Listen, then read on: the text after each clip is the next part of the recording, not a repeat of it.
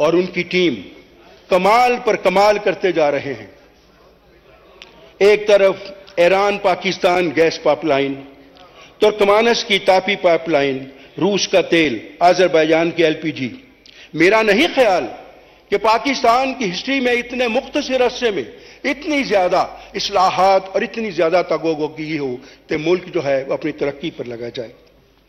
और फिर सबसे बड़ी बात कि डॉलर से आजादी चीन की करेंसी में काम होगा या बार्टर सिस्टम के तहत काम होगा। अल्लाह करे जोर शहबाज और ज्यादा। और लोगों का जो ख्याल था शहबाज शरीफ साहब ने उसको तहबाला कर दिया। पाकिस्तान श्रीलंका नहीं बना, यही दुख सीता के खामंद को खा गया।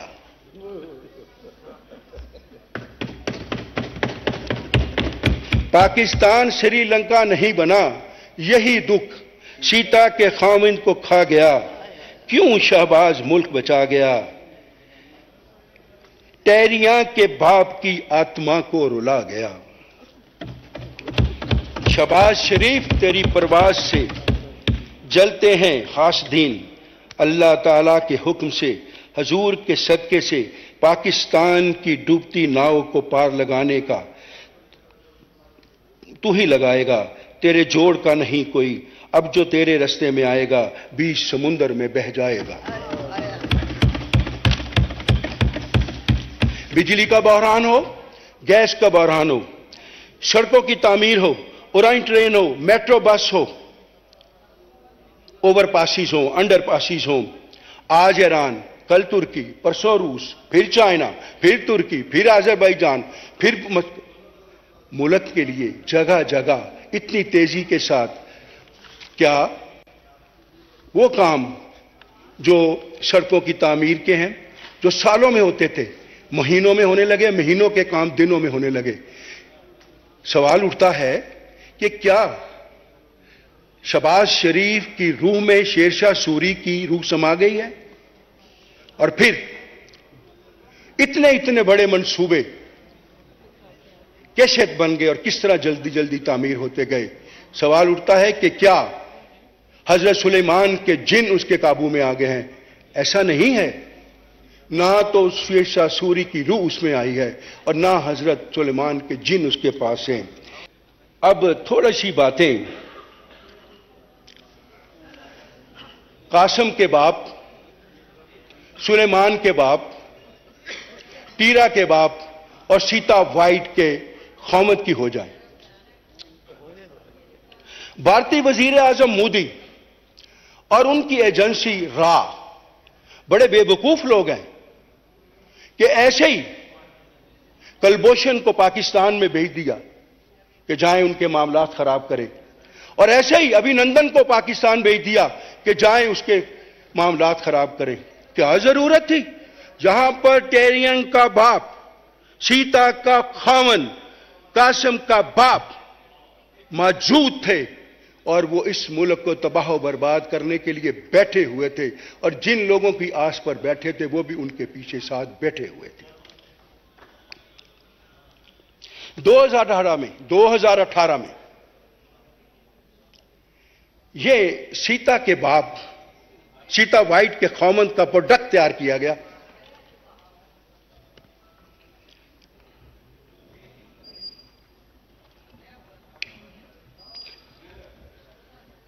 और सीता के वाइट के खौमन की सहेलियों ने, सखियों ने 2018 के इलेक्शन में आरटीएस सिस्टम बिठाकर रातों रात इसको मेहंदी लगाकर हुजलाए अरूसी में पहुंचा दिया और बड़ी उजलत में पाकिस्तान के सिंहासन पर बिठा दिया।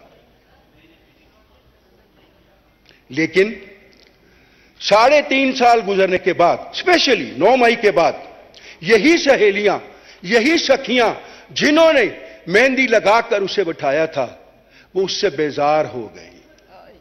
तो लोग कहने लगे वो देखो बाजार बेजार बैठे हैं, घोड़ों की दौड़ में गधा उतार बैठे हैं। तो जनाबे वाला, ये 9 मई के वाक़े के बाद ये प्रोडक्ट मुजस्सम गलत साबित हुआ, पेश किया गया सादिक व अमीन, नाम नहीद नाहाद मसीहा हकीकत में कोरोना प्लस साबित हुआ।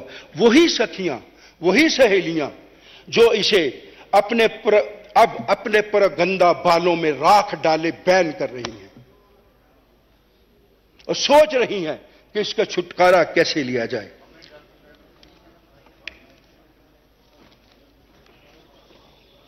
और आज ये मासूफ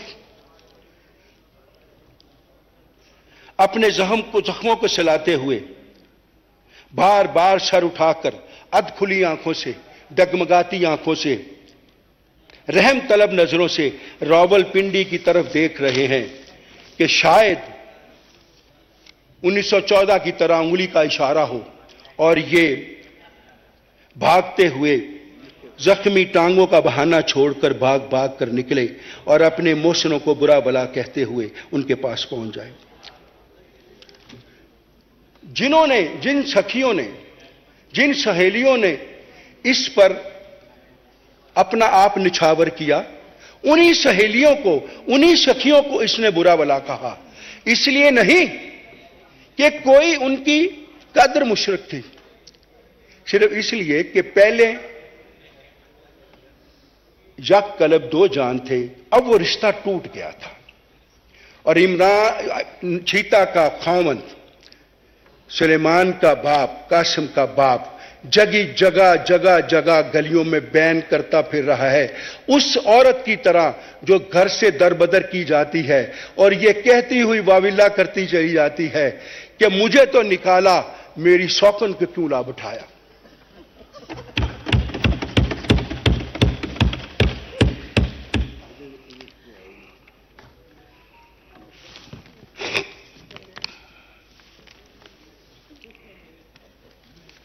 लेकिन अब तो ये अपने इंजाम को पहुंच गया, इंशाअल्लाह ये अपने इंजाम को पहुंच गया। लेकिन ये अपने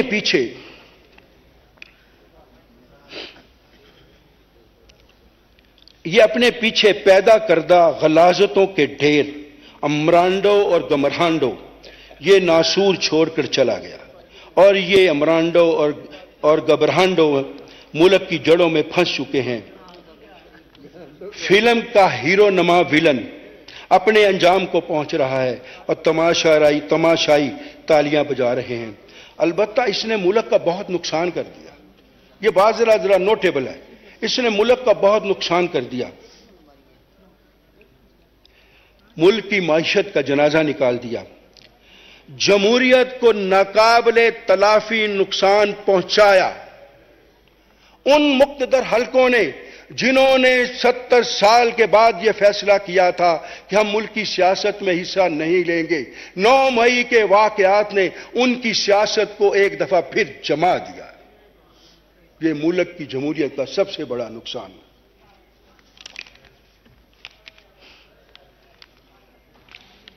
और इसमें कहा जा सकता है कि अंजाम को पहुंचा हूं, अंजाम से पहले अब मेरी कहानी सुनाएगा कोई और।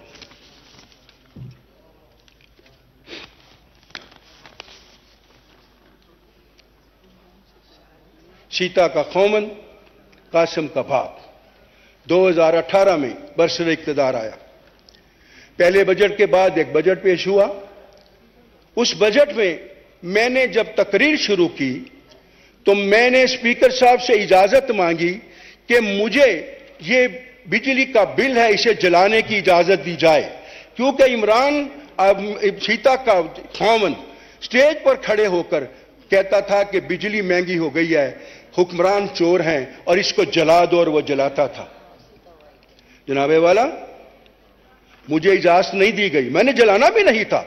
मैं को उसकी तरह पागल हूं कि मैं उसको जलाता? यह हुकूमत वक्त है, हुकूमत के साथ ये सिविल नाफरमानी है जिसकी सजा मौजूद है। लेकिन मैंने सिर्फ इसलिए, लेकिन उन्होंने मेरा माइक बंद कर दिया, मुझे तकरीर नहीं करने दी। मैंने अपनी तकरीर में जब उनके वो पोल खोले जो उन्होंने लोगों से वादे किए थे कि लाखों नौकरियां देंगे, हजारों घर बनाएंगे, तो फिर मेरा स्पीकर बंद कर दिया गया। मुझे वो अब करने की इजाजत नहीं दी गई। और फिर मैंने उससे अगली तकरीर में मैंने कहा कि इस नशई ने मेरा मुल्क तोड़ दिया, इस नशई ने मेरा मुल्क बेच दिया। मेरा माइक फिर बंद कर दिया गया और मुझे तकरीर नहीं करने दी गई। 2021 और 2022 के बजट की तकरीर में मैंने कहा, टेरियान के बाप की अना परस्ती एक तरफ, एंकर की जबान, दाई का बयान, सहाफी का कलम, अंपायर की उंगली, जज का थोड़ा, नेब की हथकड़ी और जनरल की छड़ी सब तुम्हारे साथ थे, लेकिन तुम फिर भी ना हिलते और मेरा माइक फिर बंद कर दिया गया। मैंने इसकी शिकायत ख्वाजा आसफ साहब से की, राना सनाउल्लाह साहब से की कि गुलाब स्पीकर से कहें कि मुझे मेरी बात मौका दिया जाए कि मैं अपने दिल की बात कर सकूं, लेकिन किसी ने मेरी बात नहीं सुनी। और मेरी एक एक बात सच साबित हुई।